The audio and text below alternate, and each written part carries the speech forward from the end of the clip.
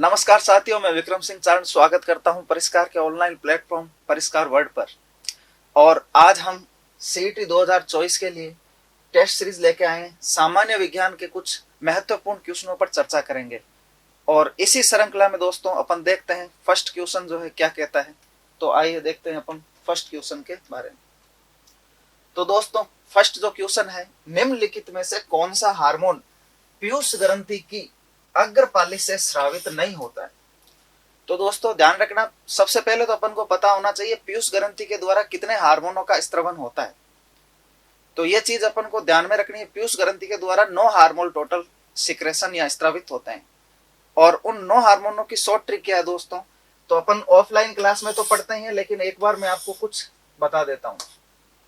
जो 9 हार्मोन है उसकी शॉर्ट ट्रिक है गलत एफएम पे ओए, गलत एफएम पे ओए, गलत एफएम पे ओए।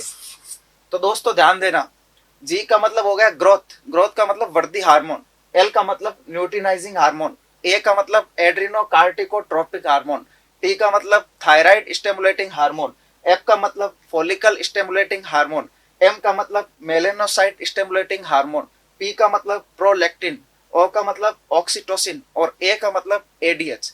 लेकिन दोस्तों ये तो हुए 9 हार्मोनों के नाम, लेकिन अपन को क्वेश्चन क्या पूछ रहा है, क्वेश्चन में अपन से पूछ रहा है अग्रपाली से कौन सा हार्मोन स्रावित होता है। तो दोस्तों ध्यान रखना, जो पीयूष ग्रंथि की होती है वो 3 पालियां होती है। कितनी पालियां होती है पीयूष ग्रंथि की? 3 पालियां। तो दोस्तों ध्यान रखना, एक होती है अग्रपाली, एक होती है मध्यपाली और एक होती है पश्चपाली। अग्रपाली को अपन इंग्लिश में बोल सकते हैं एंटेरियर लोब, मध्यपाली को अपन बोल सकते हैं मिडल लोब और ध्यान रखना पश्चपाली को अपन बोल सकते हैं पोस्टेरियर लोब। तो दोस्तों अपने पूछा है अग्रपाली से कौन से हार्मोन स्रावित नहीं होता है। तो दोस्तों ध्यान रखना, ऐसे अगर अपन याद करने जाए तो हो सकता है पहले 9 हार्मोन याद करो, फिर उन 9 नामों को और याद करो। तो मैं कुछ शॉर्ट ट्रिक आपको बता देता हूं। मध्यपाली, ध्यान रखना मध्य में क्या आ रहा है, मिडल, एम। ऐसा कौन सा हार्मोन है जो एम से शुरू हो रहा है? तो आप इन हार्मोनों की शॉर्ट ट्रिक में देख पा रहे हो, एक ही हार्मोन है एमएसएच, मेलेनोसाइट स्टिमुलेटिंग हार्मोन। तो एम से एम जोड़ देना, कौन सा हार्मोन मध्यपाली से होता है? एम। अच्छा, आपसे दूसरा है पश्चपाली। तो ध्यान रखना, अपन जयपुर लो फ्लोर में बैठते हैं, तो लो फ्लोर जब सिटी बस में अपन बैठते हैं तो अपन को क्या बोलता है? पीछे से आओ। क्या बोलता है? पीछे से, आगे से आने नहीं देता। तो ध्यान रखना क्या बोलता है? पीछे से आओ, पीछे से आओ। ऐसे कौन से हार्मोन है जो ए से और ओ से शुरू होता है? तो एक तो ओ से ऑक्सीटोसिन और एक ए से एडीएच। ये ए अपन को नहीं लेना, एक ऑक्सीटोसिन और एक एडीएच। तो 2 हार्मोन किससे होते हैं? पश्चपाली से। तो दोस्तों स्मार्टली पढ़ाई करो आप लोग। अगर आपको पता है मध्य से एम और पश्च से पीछे से आओ, बाकी जो बचे वो किससे हो जाएंगे? अग्रपाली से। तो एक बात तो पता चल गई कि ये दो 3 हार्मोन को छोड़कर बाकी सब किससे हैं? अग्रपाली से। तो अपन देखते हैं सबसे पहले वृद्धि हार्मोन। वृद्धि हार्मोन को अपन इंग्लिश में बोलते हैं ग्रोथ हार्मोन। कौन सा हार्मोन? Growth hormone. तो दोस्तों एक तो जी आ गया, एक अपन को पूछा फॉलिकल स्टिमुलेटिंग हार्मोन, तो एफएसएच तो एफ आ गया। एक अपन को पूछा ल्यूटिनाइजिंग हार्मोन, तो अपन को LH hormone, LH luteinizing hormone, तो कौन आ गया? एल आ गया। अब चौथा पूछ रहा है अपन को कार्टिसोल। तो सबसे पहले देखो क्या इसमें सी दिख रहा है क्या आपको? तो सीधा सीधा अपन का क्वेश्चन तो वैसे ही राइट हो रहा है, ध्यान रखना। और दूसरी बात करें, कार्टिसोल हार्मोन एड्रिनल ग्रंथि से स्रावित होता है। दोस्तों एड्रिनल ग्रंथि के मेडुला भाग से 2 हार्मोन निकलते हैं, एड्रिनलिन व नॉर एड्रिनलिन। और ध्यान रखना कॉर्टेक्स भाग से 3 हार्मोन निकलते हैं, कार्टिसोल, एल्डोस्टेरोन और एक निकलता है लिंग हार्मोन, सेक्स हार्मोन। ठीक है, तो दोस्तों ध्यान रखना ये कौन सी ग्रंथि से निकलता है? एड्रिनल ग्रंथि से। तो पीयूष ग्रंथि से इसका कोई भी संबंध नहीं है। तो इसका राइट आंसर कौन सा हो जाएगा दोस्तों? डी। डी इसका क्या हो जाएगा? Right answer. चलो दोस्तों चलते हैं नेक्स्ट क्वेश्चन पर। ग्लूकोमा, काला मोतिया के संबंध में निम्नलिखित में से कौन सा कथन गलत है? आपसे पूछ रहा है इनमें से कौन सा कथन जो है वो गलत है। सही नहीं बताना कौन सा कथन गलत है। सबसे पहला ऑप्शन है नेत्रोद बढ़ता है। नेत्रोद मतलब जो नेत्र का द्रव्य है वो बढ़ता है, बिल्कुल बात सही है। बीपी घटता है, चलो इसको देखते हैं। अंतर नेत्रीय दाब कॉर्निया तथा रेटिना को नुकसान पहुंचाता है। मोतियाबिंद के परिणाम स्वरूप अंधापन होता है, बिल्कुल सही बात है, अंधापन हो सकता है। और अंतर नेत्रीय दाब, इंटर ओक्यूलर प्रेशर तथा रेटिना को नुकसान पहुंचाता, बिल्कुल इस रोग में रेटिना क्षतिग्रस्त हो जाती है, व्यक्ति अंधा भी हो सकता है। और चौथा ऑप्शन वही आ रहा है, अंधा। तो अपना कौन सा ऑप्शन गलत जो हो सकता है वो गलत है, तो ऑप्शन बी। तो इसका राइट आंसर कौन सा हो जाएगा दोस्तों, बी। इस रोग में ध्यान रखना, किसमें, ग्लूकोमा, बीपी बढ़ता है दोस्तों, क्या बढ़ता है, बीपी बढ़ता है। इस रोग में बीपी बढ़ता है।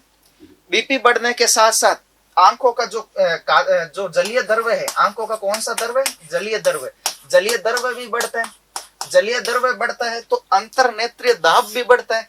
अंतरनेत्रीय दाब बढ़ता है तो रेटिना पर दाब बढ़ता है दोस्तों। किस पर दाब बढ़ता है, रेटिना पर दाब बढ़ता है। और रेटिना पर जब दाब बढ़ता है तो ध्यान रखना, शुरुआत में आंखों में पेन, दर्द उत्पन्न होता है। अगर आंखों में अगर अपने कोई भी पेन हो तो अपन को उसको नॉर्मल नहीं लेना चाहिए, अपन को तुरंत डॉक्टर से मिलना चाहिए। क्यों, क्योंकि आंखों का सीधा संबंध न्यूरॉन से होता है, और वो न्यूरॉन कहां पर होते हैं, मस्तिष्क में। हो सकता है आप अंधे भी हो सकते हो, इसलिए आंखों से संबंधित कोई भी पेन हो तो तुरंत आप डॉक्टर से संपर्क करें, क्योंकि आंखों में अपन लापरवाही ज्यादा नहीं ले सकते। तो ध्यान रखना, रेटिना क्या होगा, क्षतिग्रस्त होगा और व्यक्ति धीरे धीरे अंधापन भी हो सकता है। तो इसमें कौन सा कथन गलत है, बीपी घटता है, जबकि इसमें बीपी बढ़ता है दोस्तों। तो इसका राइट आंसर हो जाएगा बी। अगला क्वेश्चन, निम्नलिखित में से कौन सा कथन सही सुमेलित है। वो पूछ रहा है कौन सा कथन इसमें से सही सुमेलित है, जो उसका दिया वही चीज हो रही है क्या उसकी। जैसे इरिथ्रोपोइसिस, लाल रुधिर कणिकाओं का निर्माण, बिल्कुल सही बात है दोस्तों। साइंस है वो लैटिन भाषा में बनी है, और इरिथ्रो का मतलब होता है लाल। इरिथ्रो का मतलब क्या होता है दोस्तों, लाल। इरिथ्रो का मतलब होता है लाल। लाइको का मतलब, सॉरी, ल्यूको का मतलब क्या होता है, ल्यूको। ल्यूको का मतलब होता है सफेद। ल्यूको का मतलब क्या होता है, सफेद। तो दोस्तों ध्यान रखना, एक तो बात चल गई, लाल। लाल कौन होती है रक्त में, लाल रक्त कणिकाएं, आरबीसी। तो पोइसिस, पोइसिस का मतलब होता है निर्माण होना। पोइसिस का मतलब क्या होता है, निर्माण। दोस्तों ध्यान रखना, साइंस लैटिन, लैटिन से इंग्लिश, और इंग्लिश से फिर किस में बनाई गई है दोस्तों, तो ध्यान रखना, इंग्लिश से अपन हिंदी में पढ़ रहे हैं। तो ये जो साइंस के शब्द आते हैं ये लैटिन भाषा के शब्द आते हैं ना, इसलिए अपन को थोड़ा सा कठिन शब्द लगते हैं ये। तो ध्यान रखना, इरिथ्रोपोइसिस यानी लाल रुधिर कणिकाओं का क्या होना, निर्माण होना, बिल्कुल सही बात है। ल्यूको, ल्यूको का मतलब सफेद। अच्छा, रक्त में सफेद कौन होता है, डब्ल्यूबीसी, है ना। तो ध्यान रखना, ल्यूकोपोइसिस यानी श्वेत रुधिर कणिकाओं का निर्माण होना। पोइसिस का मतलब क्या हो गया दोस्तों, निर्माण होना। अगला साइटोसिस। साइटोसिस का मतलब होता है बढ़ना। ध्यान रखना दोस्तों, साइटोसिस का मतलब क्या होता है, बढ़ना। तो यहां पर क्या लिख रखा है, रुधिर कणिकाओं, रुधिर कोशिकाओं की कमी होना। तो बताओ क्या यहां पर बढ़ना दिखाई दे रहा है क्या आपको। इसलिए मैं ऑफलाइन क्लासेस में लगभग 150 से लैटिन नाम देता हूं साइंस के। अगर वो 150 नाम अगर आप ऑफलाइन क्लास में याद कर लेते हो तो उसके बाद आपको जरूरत नहीं पड़ती, साइंस के कुछ टर्म्स आपको डायरेक्ट याद हो जाते हैं। ध्यान रखना, है ना। तो ध्यान रखना, इसका कौन सा ऑप्शन सही है, एक और दो, और ऐसा कौन सा ऑप्शन है, तो ए। तो इसका राइट आंसर कौन सा हो जाएगा दोस्तों, ए। अगला क्वेश्चन, मनुष्य की एक कोशिका में माइटोकॉन्ड्रिया होते हैं।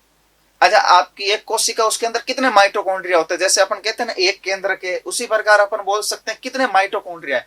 तो दोस्तों ध्यान रखना, पहला ऑप्शन है 72, 800 से 1000, 1200 से 1400 या 1।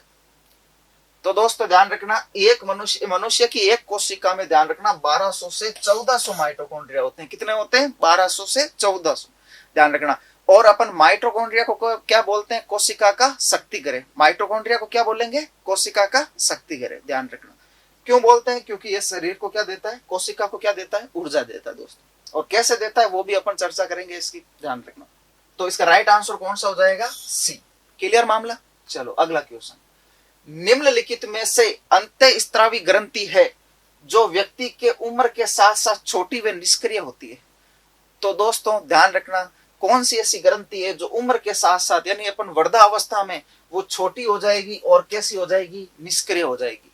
तो ध्यान रखना, एक ऑप्शन है वर्सन, एक ऑप्शन है अंडाशय, एक ऑप्शन है थाइमस, और चौथा ऑप्शन कौन सा है, अग्नाशय। तो दोस्तों ध्यान रखना, इसका ऑप्शन कौन सा हो जाएगा, सी।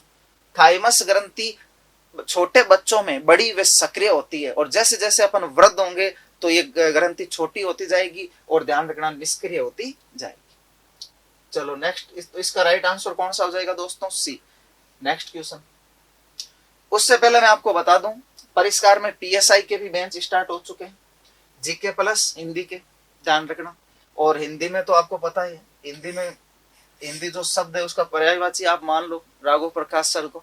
ध्यान रखना, तो हिंदी के पीएसआई और जीके प्लस दोनों के बेंच क्या हो रहे हैं, स्टार्ट हो रहे हैं। और ये बेंच कब स्टार्ट हो रहे हैं, सोमवार से। कब से हो रहे हैं दोस्तों, सोमवार से। ध्यान रखना, और एक विशेषता है परिष्कार की, क्योंकि यहाँ पर ध्यान रखना आरटीई को ध्यान में रखते हुए छोटी क्लासरूम ही बनाए गए।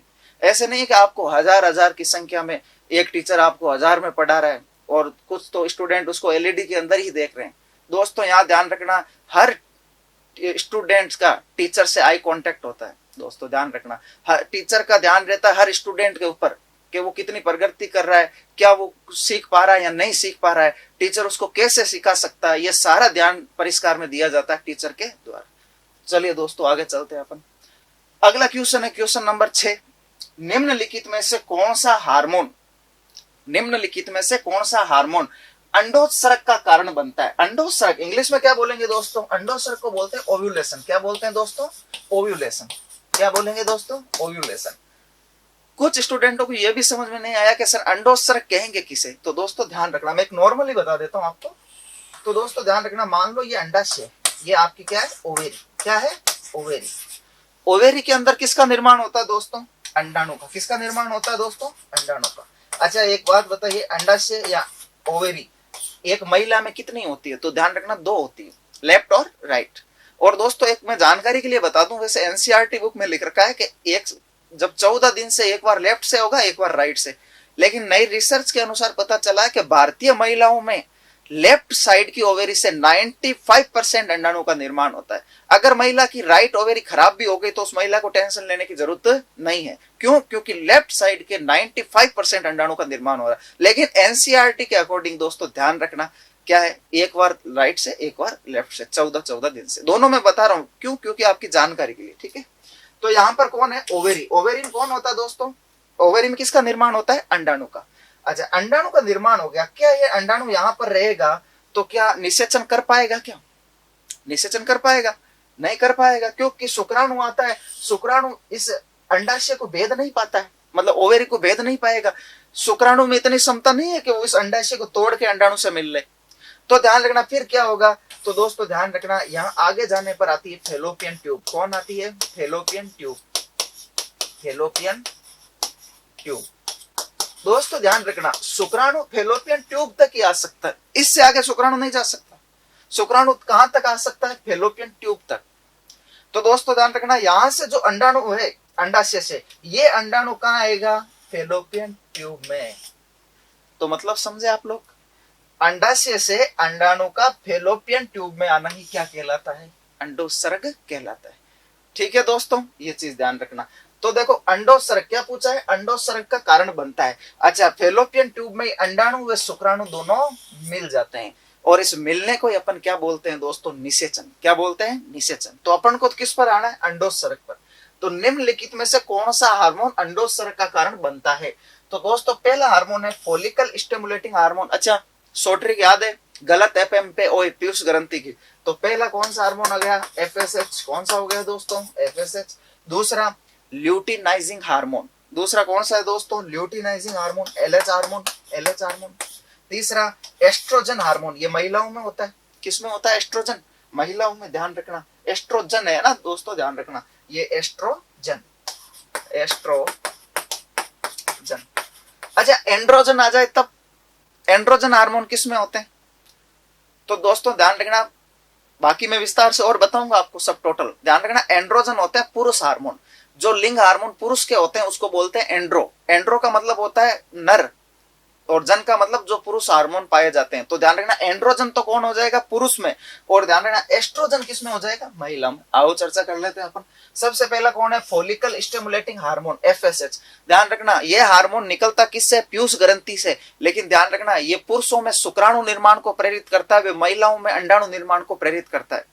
अगर पुरुष में अच्छी मात्रा में शुक्राणु नहीं बनेंगे तो पुरुष बांझ रह सकता है, और महिला में अच्छी मात्रा में अंडाणु नहीं बने तो महिला भी बांझ रह सकती है। तो दोस्तों ध्यान रखना शुक्राणु व अंडाणु निर्माण को प्रेरित कौन करता है? Follicle stimulating hormone. लेकिन अपन को क्या पूछा है? अंडोत्सर्ग। अगला अपन चर्चा कर लेते हैं एस्ट्रोजन की। एस्ट्रोजन किसमें निकलता है दोस्तों? महिलाओं में। इसे सुंदरता का हार्मोन कहते हैं। ध्यान रखना भगवान ने महिलाओं में कौन सा हार्मोन दिया? एस्ट्रोजन। इसीलिए महिलाएं कैसी होती है? पुरुषों की अपेक्षा सुंदर होती है। ध्यान रखना उनकी स्किन ले लो, उसके बाल ले लो, ध्यान रखना ना। और जो शरीर पर, बॉडी पर जो बाल होते हैं, हेयर होते हैं, वो कम होते हैं पुरुष की अपेक्षा एक महिलाओं में। किसके कारण? एस्ट्रोजन के कारण। ध्यान रखना। अगला कौन सा? Luteinizing hormone. ल्यूटिनाइजिंग हार्मोन निकलता किससे दोस्तों? पीयूष ग्रंथि से निकलता है। और ध्यान रखना ये महिलाओं में अंडोत्सर्ग को प्रेरित करता है। तो बताओ कौन? Option B. दोस्तों ध्यान रखना, कई बार महिलाएं प्रेगनेंसी के बाद गर्भ निरोधक गोलियां टेबलेट ले लेती है। ध्यान रखना वो हार्मोन जो टेबलेट है, गर्भ निरोधक गोलियां या टेबलेट, वो ध्यान रखना ल्यूटिनाइजिंग हार्मोन को सदमित काम करने से रोकता है। और कई बार ल्यूटिनाइजिंग हार्मोन परमानेंटली रुक जाता है। और ऐसी महिला कैसी हो जाएगी दोस्तों? बांझ हो जाएगी। जिस प्रकार एक फसल वाली जमीन बंजर हो जाए, उसी प्रकार वो महिला भी कैसी हो जाएगी दोस्तों? बांझ हो जाएगी। ध्यान रखना। अगला, तो इसका आंसर कौन सा हो जाएगा दोस्तों? बी। अपन को ऑप्शन यही मिल गया। और चौथा अपन को पढ़ने की जरूरत नहीं, 4 नंबर ऑप्शन उपयुक्त में से कोई नहीं, तो इसका तो लेना देना ही नहीं। तो ऑप्शन कौन सा दोस्तों? बी। अगला क्वेश्चन, निम्नलिखित में से कौन सा कथन सही है? एस्ट्रोजन हार्मोन को गर्भावस्था हार्मोन के नाम से जाना जाता है। अच्छा, जस्ट मैंने पिछले क्वेश्चन में आपके साथ दोस्तों चर्चा की है। एस्ट्रोजन हार्मोन को अपन सुंदरता का हार्मोन कहते हैं। किसका हार्मोन कहते हैं दोस्तों? सुंदरता का हार्मोन। ध्यान रखना। लेकिन चलो, ये तो गर्भावस्था पूछ रहा है, तो गर्भावस्था का कौन सा हार्मोन है? तो दोस्तों ध्यान रखना, प्रोजेस्टेरोन। प्रोजेस्टेरोन हार्मोन को प्रोजेस्टेरोन हार्मोन को दोस्तों गर्भावस्था का हार्मोन कहते हैं। ये भी 2 क्वेश्चन क्लियर हो गए अपने। ठीक है। अगला, महिला नसबंदी में महिलाओं की फेलोपियन ट्यूब को बंद तथा अवरुद्ध या अलग किया जाता है। अपन को पूछ रहा है कौन सा कथन सही है? बिल्कुल सही बात है। महिलाओं में फेलोपियन ट्यूब को बंद या अवरुद्ध किया जाता, बिल्कुल राइट बात है। जब महिला की क्या हो? नसबंदी। और महिला नसबंदी को दोस्तों क्या कहते हैं? तो ध्यान रखना, महिला नसबंदी को कहते हैं ट्यूबेक्टोमी। क्या कहते हैं दोस्तों? ट्यूबेक्टोमी। ध्यान रखना। और पुरुष नसबंदी को क्या कहते हैं दोस्तों? तो पुरुष नसबंदी को बोलते हैं वेसोक्टोमी। क्या बोलते हैं? वेसोक्टोमी। वेसोक्टोमी। दोस्तों ध्यान रखना, ये अपन बहुत कंफ्यूज हो जाते हैं। महिला नसबंदी को क्या बोलेंगे, पुरुष नसबंदी को अपन क्या बोलेंगे, इनमें बहुत कंफ्यूजन रहता है। तो एक बात हमेशा ध्यान रखो, महिला में निषेचन कहाँ होता है? फेलोपियन ट्यूब में। तो ट्यूब से याद रख लेना, ट्यूबेक्टोमी। और बताओ बांधा भी किसे जाता है? फेलोपियन ट्यूब को अवरुद्ध या बंद या अलग किया जाता है।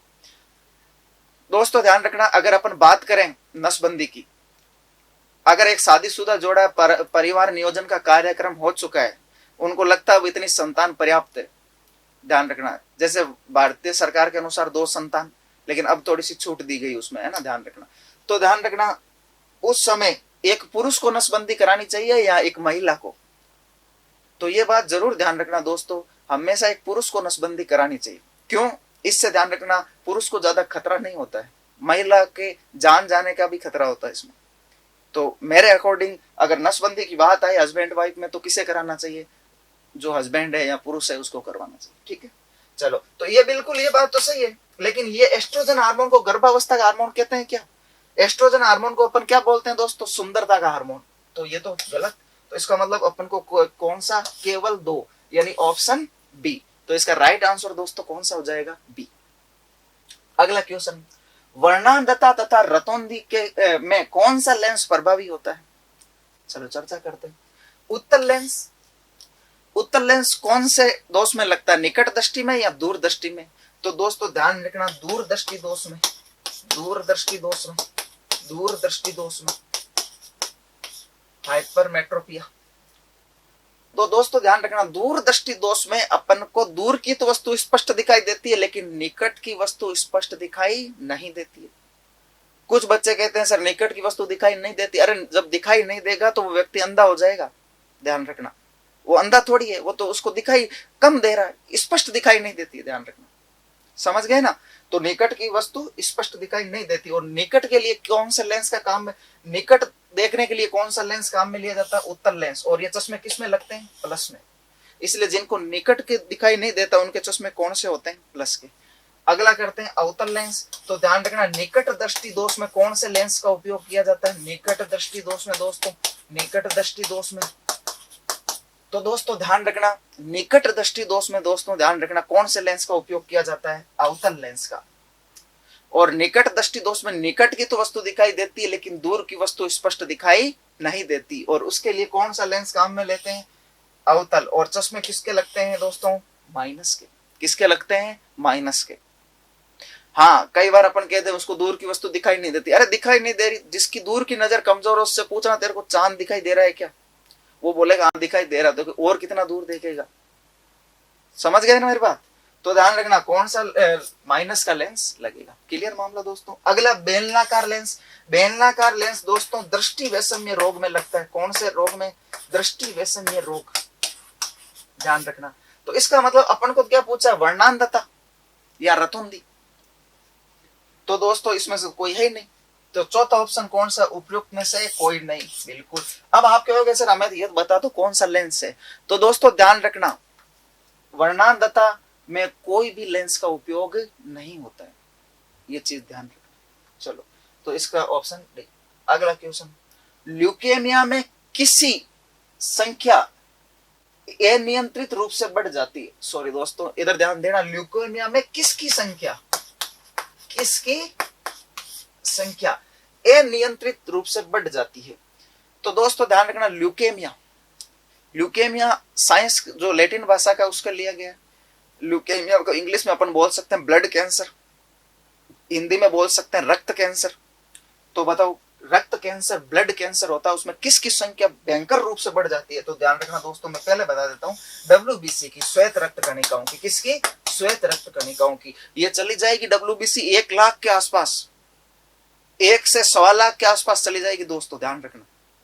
और 12,000 से तो अधिक हो ही गई, सीधी सीधी बात है, ध्यान रखना। हाँ WBC कितनी होती है? तो ध्यान रखना WBC 6 से 11,000 तक होती है। और इसमें कितनी चली जाएगी? लगभग 1 लाख के आसपास, बहुत भयंकर मात्रा में। और WBC क्या करती है? रोगों से लड़ती है।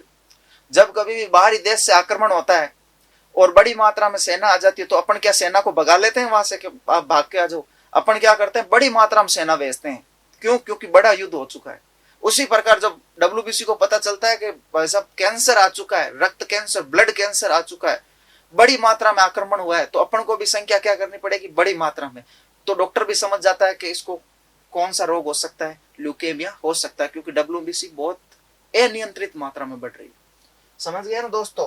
अच्छा, लाल रक्त कणिका RBC और बिंबाणु आपको पता चल गया प्लेटलेट्स। तो इसका राइट आंसर कौन सा हो जाएगा दोस्तों? बी। उसी कड़ी में मैं आपको बता दूं दोस्तों, छोटे बेंच वो तो मैंने आपको बता दिया, परिष्कार की क्वालिटी है, हर स्टूडेंट पर ध्यान देना। परिष्कार का ये जो मोटो नहीं रहता है कि कितने स्टूडेंट नंबर निकालने अपन को, परिष्कार का रहता है रिजल्ट देना, कितने सिलेक्शन करवा सकते हैं।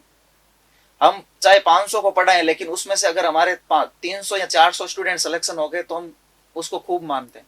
ये तो परिष्कार की विशेषता है दोस्तों, ध्यान रखना। दूसरी चीज, डिप्टी जेलर का GK प्लस हिंदी का भी बेंच स्टार्ट हो चुका है। तो दोस्तों सोचो मत, आप जेलर का नाम आता ही आप तो सीधा परिष्कार आ जाओ।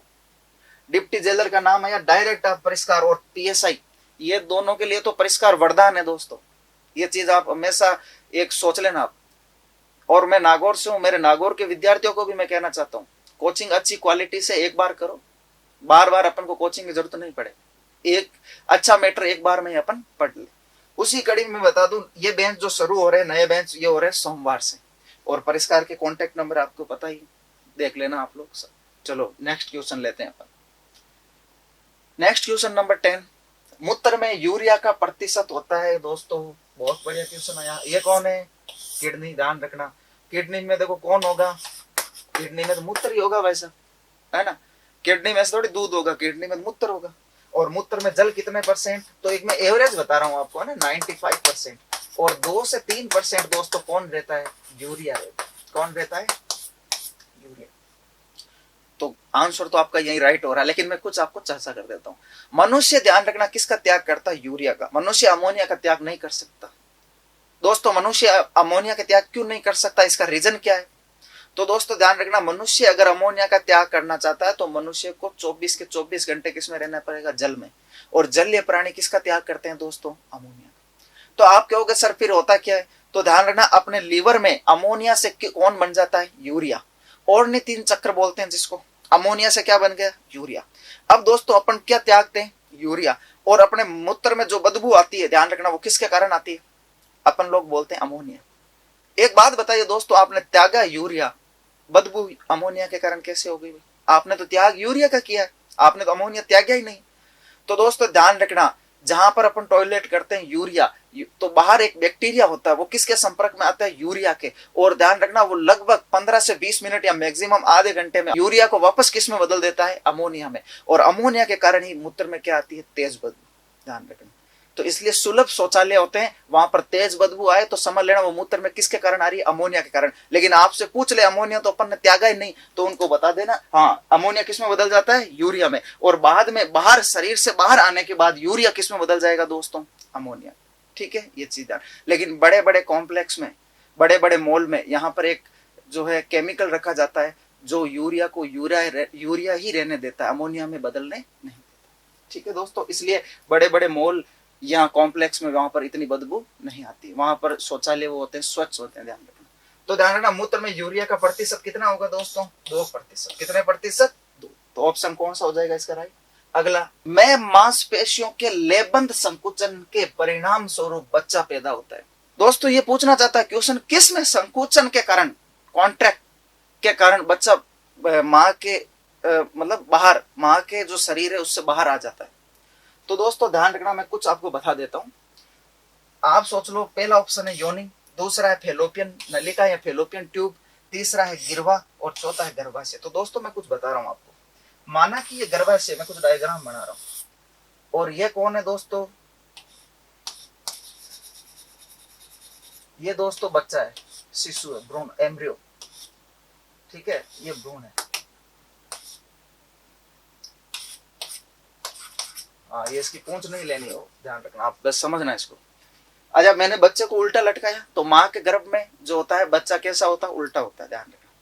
और ये किसके द्वारा जुड़ा रहता है, माँ के गर्भ से, प्लेसेंटा के द्वारा। किसके द्वारा, प्लेसेंटा के द्वारा। अगर सोचो प्लेसेंटा नहीं हो तो ये शिशु कहाँ आ जाएगा, नीचे, तो माँ के गर्भ में रहेगा ही नहीं शिशु फिर। तो प्लेसेंटा इसको जोड़ के रखता है। अच्छा, 9 मंथ कंप्लीट हो गए, अब बच्चे को क्या है ना, बाहर आना है। प्रसव पीड़ा होती है, उससे पहले लेबर पेन।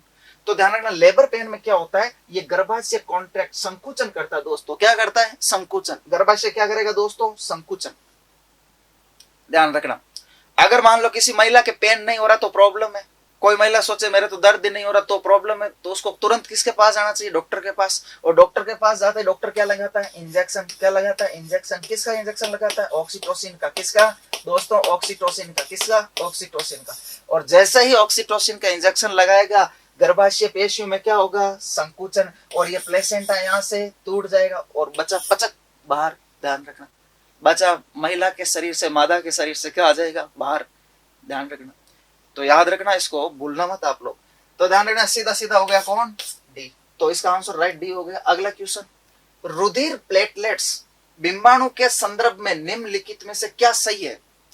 दोस्तों प्लेटलेट्स का पूछ रहा, सीधा सीधा पता रहना चाहिए इतना तो, ध्यान रखना। उन्हें थ्रोम्बोसाइट कहते हैं। अच्छा, प्लेटलेट्स को आप थ्रोम्बोसाइट बोलते हो क्या साइंस में। प्रमुख अभिकेंद्रक होते हैं, ऐसा भी बोलते हो क्या आप लोग। Phagocyte, haemoglobin. हीमोग्लोबिन नामक पिगमेंट होता है। पिगमेंट का मतलब समझ गए दोस्तों, वर्णक। पिगमेंट का मतलब क्या हो गया, वर्ण। तो चर्चा करें तो दोस्तों ध्यान रखना, थ्रोम्बो का, चलो पहले अपन नीचे से चर्चा कर लेते हैं, है ना, ध्यान रखना। तो उनमें हीमोग्लोबिन नामक पिगमेंट होता है। तो थ्रोम्बोसाइट में कहा हीमोग्लोबिन होता है। हीमोग्लोबिन किस में होता है, आरबीसी में। इसलिए आरबीसी का रंग कैसा होता है, लाल, और इसी के कारण रक्त का रंग भी कैसा होता है, लाल। तो पहली बात तो ये क्लियर हो गई। फेगोसाइट, फेगोसाइट वो होती है भक्षण करने वाली कोशिकाएं, भक्षण करने वाली, मारने वाली, जैसे न्यूट्रोफिल है ना, मोनोसाइट है, ये भक्षण करने वाली होती है, ये बैक्टीरिया को फट अपने अंदर ले लेती है, ध्यान रखना है ना। अभी केंद्रक, अच्छा प्लेटलेट्स में केंद्रक होता है क्या। तो दोस्तों ध्यान रखना, पहली बात, प्लेटलेट्स स्वयं कोशिका नहीं होता है, कोशिका के छोटे छोटे टुकड़े होते हैं। कई मास्टर पढ़ाते हैं प्लेटलेट्स में केंद्रक नहीं होता। अरे केंद्रक कहां से होगा, वो कोशिका है ही नहीं, कोशिका के टुकड़ा है वो, तो ध्यान रखना। तो ध्यान रखना, थ्रोम्बो का मतलब होता है थक्का। लैटिन भाषा का शब्द है थ्रोम्बो। लैटिन भाषा का कौन सा शब्द है, थ्रोम्बो। और इसका हिंदी में मतलब होता है थक्का। क्या होता है, थक्का। इंग्लिश में क्या मतलब होता है, क्लॉट। इंग्लिश में क्या मतलब होता है, क्लॉट। तो दोस्तों सीधा सीधा पता चल रहा है थक्का। और प्लेटलेट्स का मुख्य काम क्या होता है, थक्का बनाना। किसका, रक्त का। तो इसका राइट आंसर कौन सा हो जाएगा दोस्तों। अगला क्वेश्चन, रक्त के तत्वों के बारे में निम्नलिखित कथनों में से कौन सा एक सही है। अच्छा, ब्लड का पूछ लिया, तो ब्लड का तो याद होना चाहिए आपको, ब्लड पूरा याद होना चाहिए। और जो मेरे से स्टूडेंट पढ़ चुके हैं उनको मैंने ब्लड इतना शानदार तरीके से याद कराया, हो सकता है यहाँ जयपुर में कोई इतने शानदार तरीके से उनको ब्लड याद करवा पाए, समझ गए। तो सुनना, ध्यान देना। लाल रक्त कोशिकाओं की संख्या वही होती है, कौन सा कथन सही है वो, जो श्वेत रक्त कोशिकाओं व पट्टिकाणुओं की होती है। पहली बात तो सीधा सीधा क्वेश्चन एक बार बहुत एलडीसी में बहुत भयंकर मात्रा में पूछता है, सीटी में तो पूछेगा ही पूछेगा ही, आरबीसी व डब्ल्यूबीसी का अनुपात ही बता दो आप तो मेरे को। तो दोस्तों ध्यान रखना, इसका अनुपात होता है 600:1, बराबर है क्या। और सबसे पहले बात करें ठोस भाग में, आरबीसी 90 से 99% तक होती है और 1% ये दोनों होती है। कौन कौन, श्वेत कोशिका व पट्टिका कितनी होती है, 1%। तो पहली बात तो यही क्लियर हो गई, ध्यान रखना। तो ये तो गलत है, श्वेत रक्त कोशिकाओं की संख्या लाल रक्त कोशिकाओं की संख्या से अधिक होती है। अनुपात देख लो आप तो, मेरे बताने की जरूरत नहीं है। अच्छा आरबीसी कितनी होती है बताओ मेरे को। तो ध्यान रखना, एक महिला में आरबीसी और पुरुष में, मैं एवरेज बता रहा हूँ, क्लास में अलग अलग बताता हूँ वैसे, 48 से 52 लाख तक होती है, ध्यान रखना। और कौन, आरबीसी 48 से 52 लाख, और डब्ल्यूबीसी श्वेत रक्त कोशिकाएं ये होती है 6000 से 11000 तक दोस्तों, 6000 से 11000। क्या बराबर है, क्या अधिक है क्या। श्वेत रक्त कोशिकाएं लाल रक्त कोशिकाओं से अधिक है क्या। चलो अगला, लाल रक्त कोशिकाओं की संख्या सर्वाधिक होती है, बिल्कुल सही बात है, इसमें कोई दो राय नहीं है। लाल रक्त कोशिकाओं की संख्या पट्टिकाणुओं की संख्या से कम होती है क्या। तो इसका राइट आंसर दोस्तों हो जाएगा सी। अगर सबसे ज्यादा कौन होती है, आरबीसी। कौन होती है, आरबीसी। सबसे ज्यादा कौन होती है, ध्यान रखना, लाल रक्त कणिकाएं, ठीक है ना, ध्यान रखना, रेड ब्लड सेल। अगला, एंटीबॉडीज का निर्माण किससे होता है। एंटीबॉडीज का निर्माण, एंटीबॉडी, अच्छा दो शब्द आते हैं, एंटीजन व एंटीबॉडी। तो मैं क्लास अभी ज्यादा चर्चा नहीं कर पाऊंगा, लेकिन मैं हल्का सा आपको हिंट दे रहा हूं। आप ये समझ लो, एंटीजन होता है आधार कार्ड और एंटीबॉडी होती है फौज या पुलिस। किसी देश में अगर फर्जी आधार कार्ड पाया गया तो एंटीबॉडी क्या करती है, उसको नष्ट कर देती है। एक चीज हमेशा ध्यान रखना दोस्तों, कोई भी नया बैक्टीरिया, कोई भी नया वायरस जाता है, उसके विरुद्ध 3 दिन में एंटीबॉडी बनती है। कितने दिन में दोस्तों, 3 दिन में। इसलिए अगर आपको वायरल होता तो डॉक्टर आपको 3 या 5 दिन की दवा देता है। क्यों देता है, उसको पता 3 दिन के बाद इसमें क्या बन जाएगी, एंटीबॉडी। तो समझ रहे हो ना मेरी बात। 3 दिन की दवा डॉक्टर क्यों दे रहा है, ये भी आज कारण पता चला आपको। क्यों, क्योंकि एंटीबॉडी किसी भी एंटीजन के विरुद्ध कितने दिन में बनती है, 3 दिन में। कितने दिन में दोस्तों, 3 दिन में। इसलिए डॉक्टर कितने दिन की दवा देता है, 3 से 5 दिन की। क्लियर मामला। तो एंटीबॉडी का निर्माण किससे होता है, ये पूछ रहा है अपन को। तो चलो, प्लेटलेट से, बिल्कुल नहीं। लाल रुधिर कणिकाओं से, नहीं। लिम्फोसाइट से और इयोसिनोफिल से। अच्छा, लिम्फोसाइट व इयोसिनो किसका प्रकार है, इयोसिनोफिल्स, डब्ल्यूबीसी। लेकिन इसका राइट आंसर कौन सा होगा दोस्तों, लिम्फोसाइट। एंटीबॉडी दूर से मारती है, दूर से। यहाँ बैक्टीरिया आया, यहाँ एंटीबॉडी, यहाँ से फट मार देंगे। मान लो पाकिस्तान वालों ने अपने पे हमला कर दिया, तो अपना देखेंगे क्या उसको, ऐसे थोड़ी कि हाँ आने दो बम, आने दो, कोई दिक्कत नहीं हमारे। तो हम क्या करेंगे, इधर से मिसाइल छोड़ेंगे पाकिस्तान पे, फट, पाकिस्तान नष्ट। ध्यान रखो, समझ गए ना मेरी बात। चलो, तो इसका आंसर राइट कौन सा हो जाएगा, सी। ग्रेड फर्स्ट एंड सेकंड शिक्षक भर्ती के दोनों फर्स्ट एंड सेकंड सभी विषय के स्टार्ट हो चुके हैं। और मैं साइंस का हूं, मैं भी कह रहा हूं साइंस के भी स्टार्ट हो चुके हैं दोस्तों। ध्यान रखना, जितने जल्दी हो सके उतने जल्दी आप एडमिशन लो। ध्यान रखना, फर्स्ट ग्रेड व सेकंड ग्रेड। और रेट तो आ रही है, रेट तो आप समझ लो आ ही गई अब। और फर्स्ट व सेकंड ग्रेड की सरकार ने अभ्यर्थना भेज चुके हैं, तो उनकी भी वैकेंसी आप सोच लो जल्द आएगी। और एक वैकेंसी की तैयारी करने के लिए साल भर आपको मिनिमम चाहिए दोस्तों। आप सोचो 5 महीने में आप कोचिंग कंप्लीट हो जाएगी क्या, 6 महीने में कोचिंग कंप्लीट होती है, 6 से 7 महीने। तो आप कैसे पढ़ लोगे, आप सोच रहे हो जब वैकेंसी आएगी तब हम कोचिंग कर लेंगे, कैसे कर लोगे, मेरे तो कुछ समझ में नहीं आ रही है चीज। तो जितना जल्दी हो सके उतना जल्दी आप परिष्कार में एडमिशन ले, फर्स्ट एंड सेकंड ग्रेड के लिए। और रेट आ रही है तो थर्ड ग्रेड का भी जल्दी से जल्दी आप एडमिशन ले। 3 महीने से 6 महीने से दोस्तों कोई सिलेक्शन नहीं होगा। फिर घर वालों से ये भले कहो कि साहब 1 नंबर से रह गया, वो भी झूठा, 1 नंबर से नहीं रहा है, नंबर ही हो सकता है उसका 1 ही आया हो। समझ गए ना। तो ये खुद को मतलब धोखा देना है। अगर आपको पढ़ना ही नहीं, उससे अच्छा आप किराने की दुकान खोल लो फिर। समझ गए ना। तो इसलिए जल्दी से जल्दी आप किस में लो, एडमिशन लो। और नए बेंच ये भी प्रारंभ हो रहे हैं सोमवार से। चलो, टेस्ट सीरीज भी है, नोट्स भी है, पीडीएफ। और एक परिष्कार की अभी विशेषता, और ये ऑनलाइन जो कोर्स, जो ऑनलाइन रिकॉर्डिंग है, कोर्सेज है, वो भी आपको निःशुल्क दिया जा रहा है ऑफलाइन क्लास के साथ। चलो अगला क्वेश्चन, ए बी रुधिर समूह में। तो दोस्तों ध्यान रखना, ए बी रुधिर समूह में क्या पूछ रहा है, एंटीजन उपस्थित नहीं होते, एंटीबॉडी उपस्थित नहीं होते, ना तो एंटीजन ना ही एंटीबॉडी, और एंटीजन एंटीबॉडी दोनों पाए जाते हैं। तो दोस्तों ध्यान रखना, सबके सब चर्चा करते हैं अपन। मैं एक नॉर्मल डायग्राम के द्वारा बता रहा हूं आपको, है ना। ब्लड ग्रुप कितने होते हैं, ए बी और ओ। एक चीज हमेशा ध्यान रखना, सेम सेम एंटीजन व एंटीबॉडी नहीं होंगे, सेम सेम एंटीजन व एंटीबॉडी नहीं होंगे। आप कह रहे हो किसी ब्लड में सर सेम सेम एंटीजन व एंटीबॉडी हो गए तो क्या होगा, तो दोस्तों ध्यान रखना, सेम सेम एंटीजन व एंटीबॉडी हो गया तो ध्यान रखना आरबीसी क्या हो जाएगी, नष्ट। एंटीबॉडी किसको मारने लग जाएगी, आरबीसी को मारने लग जाएगी, और आपका खून क्या हो जाएगा, पानी। आरबीसी अलग साइड में और व्यक्ति की क्या हो जाएगी, डेथ। तो सेम सेम एंटीजन एंटीबॉडी नहीं होती। अगर किसी में एंटीजन ए है तो एंटीबॉडी कौन सी होगी, बी। एंटीजन दो प्रकार की होती, कैपिटल ए व कैपिटल बी, और एंटीबॉडी भी दो प्रकार की होती, स्मॉल ए स्मॉल बी। क्लियर दोस्तों।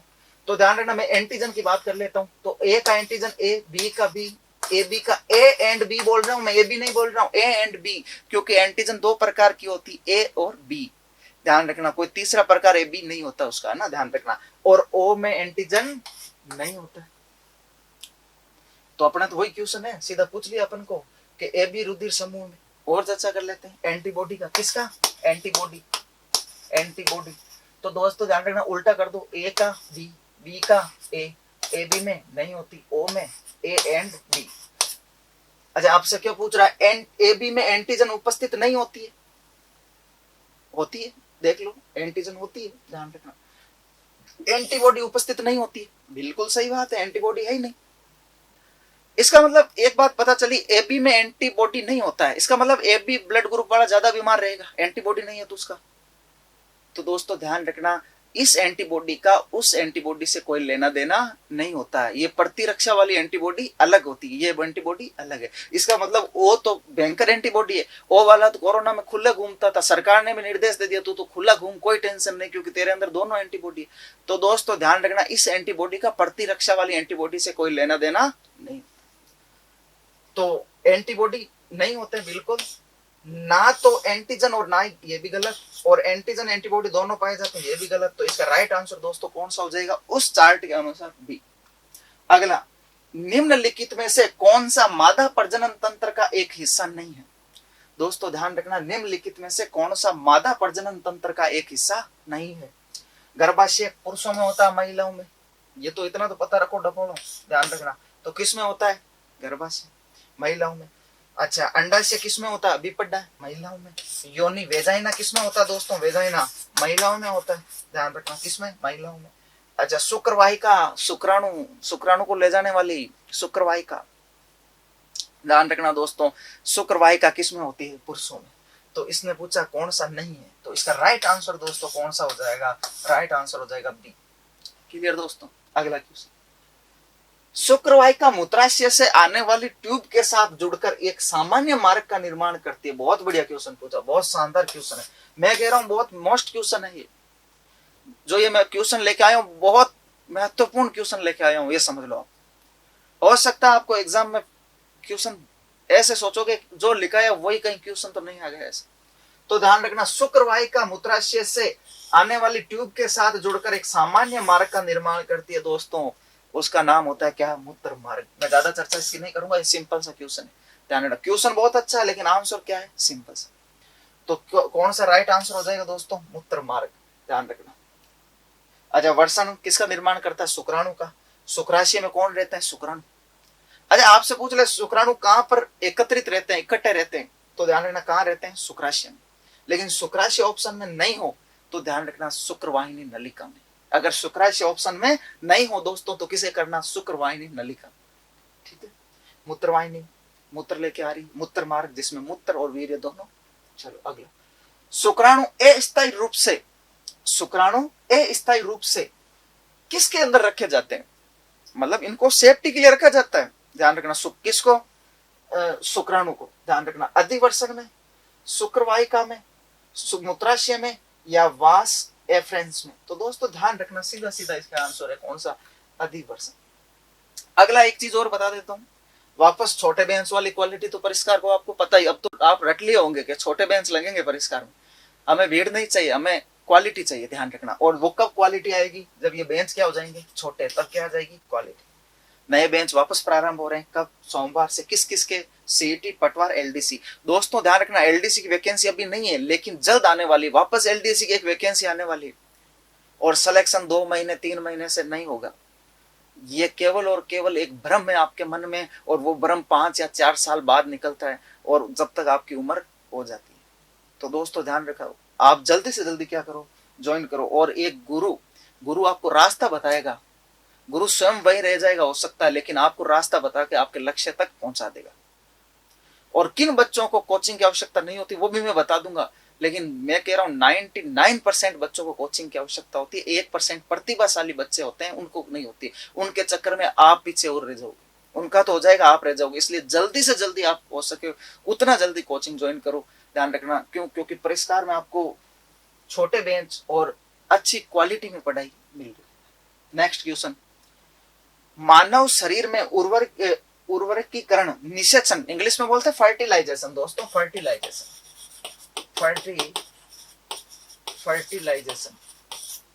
की प्रक्रिया कहाँ होती है? और मैंने शुरू में आपको समझाया दोस्तों, शुरू में कहां पर होती है दोस्तों? सीधा सीधा डिंब वाहिनी नलिका यानी फेलोपियन ट्यूब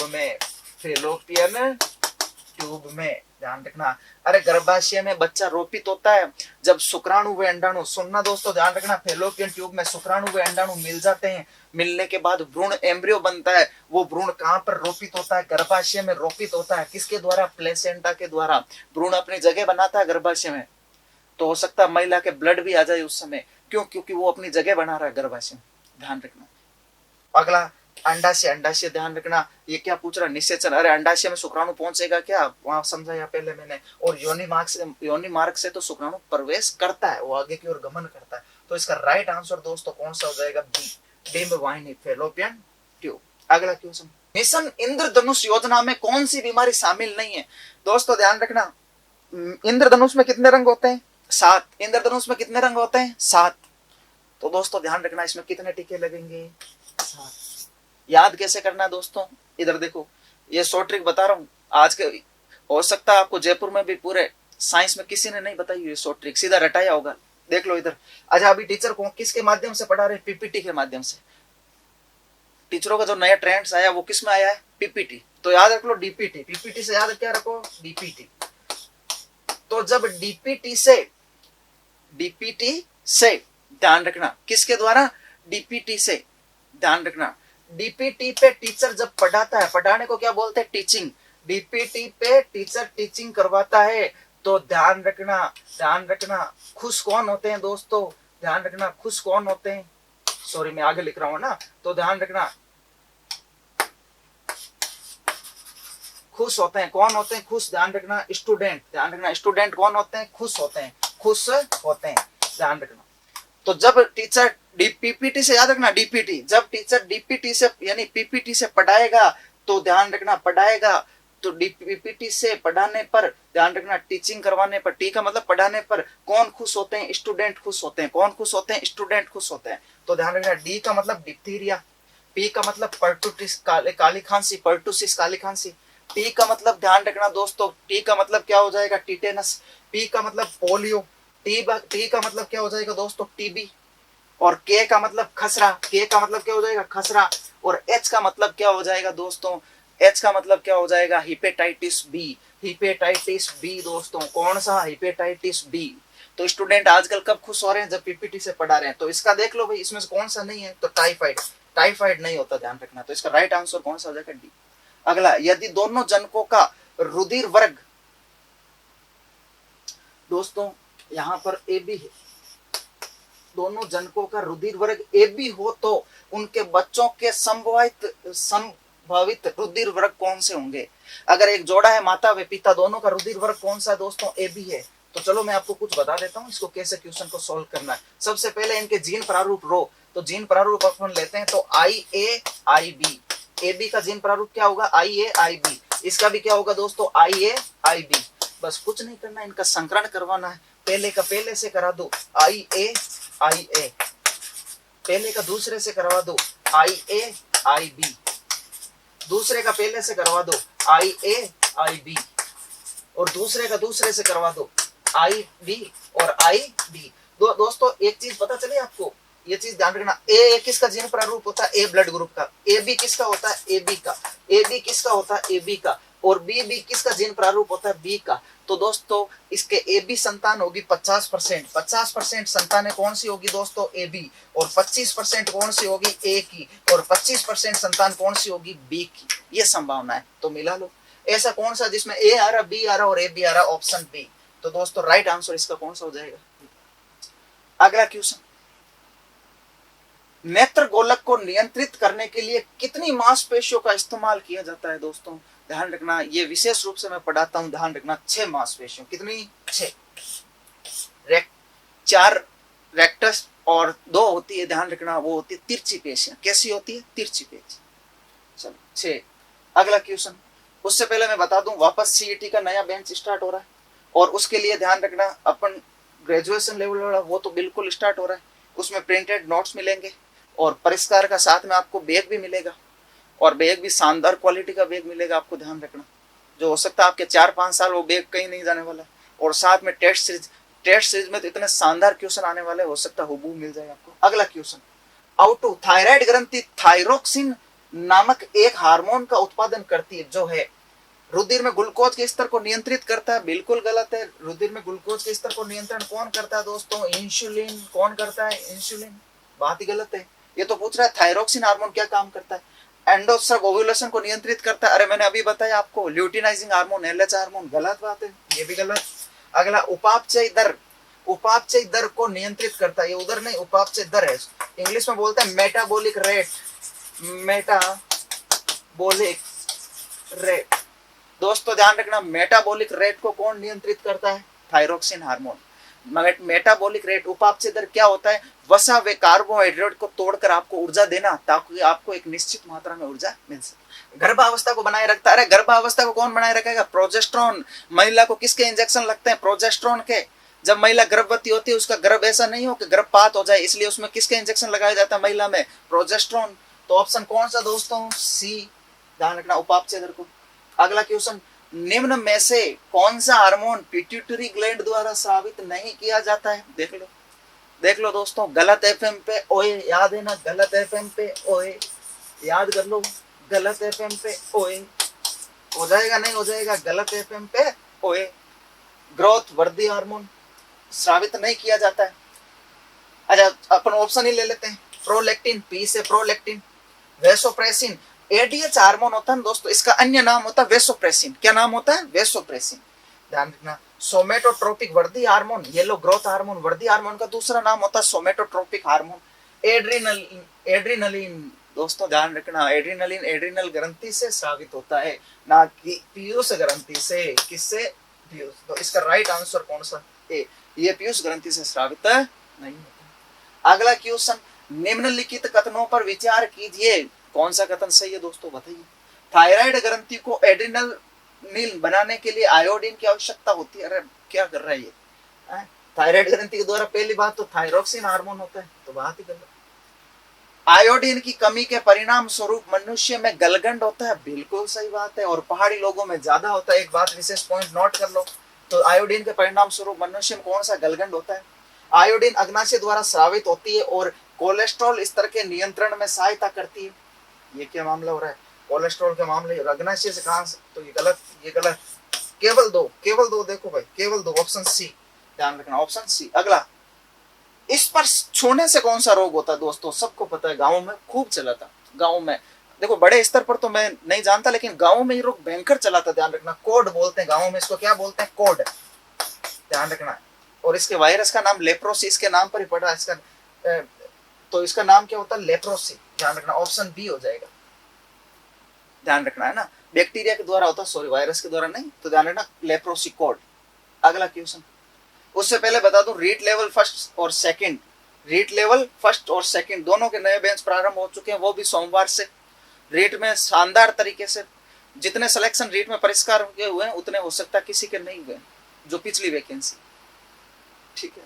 अगला, स्वस्थ मानव के शरीर में रक्त की कुल मात्रा कितनी होती है दोस्तों? सीधा सीधा अपने एनसीईआरटी में दे रखा है 7 से लगभग 7%। कितने परसेंट? लगभग 7, 10 तक जा सकती है, लेकिन अपना ऑप्शन सीधा मिल गया 7%। अगला क्वेश्चन, डाउन सिंड्रोम में होता है, डाउन डाउन डाउन, अगर कोई व्यक्ति डाउन हुआ है तो वो हमेशा ध्यान रखना ऊपर ही जाएगा।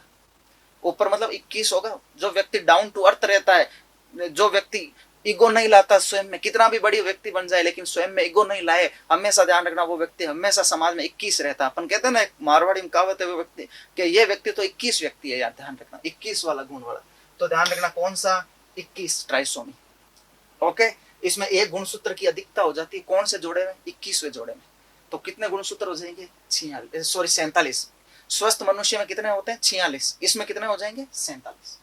अगला, मानव रक्त प्लाज्मा में प्राय पानी की प्रतिशत मात्रा कितनी होती है।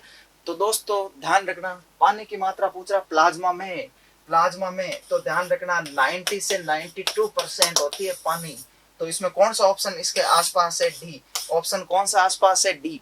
दोस्तों ध्यान रखना, प्लाज्मा में 90 से 92% जल होता है, 7% प्रोटीन होती है और 1% अन्य होते हैं, यूरिया, कोलेस्ट्रॉल है ना वगैरह, ये सब अन्य में, अदर में। तो ध्यान रखना पानी कितना होता है प्लाज्मा में, 91 से 92%, ऑप्शन डी।